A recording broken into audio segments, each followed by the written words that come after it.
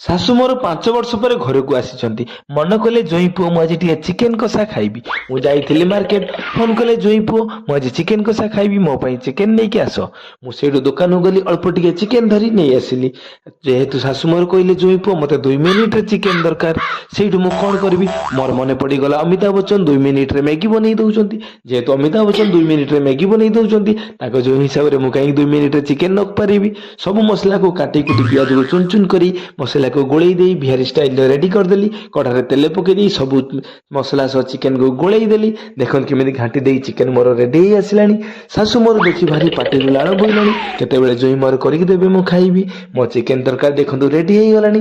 Chicken ତରକାରୀଟିକୁ ଏମିତି ରାନ୍ଧିଲି, ଶାଶୁ ମୋର ଖାଇ କହିଲେ ଆହା, ଏଭଳି ଜୋଇଁ ପାଇ ମୁଁ ସ୍ୱର୍ଗ ପାଇଗଲି।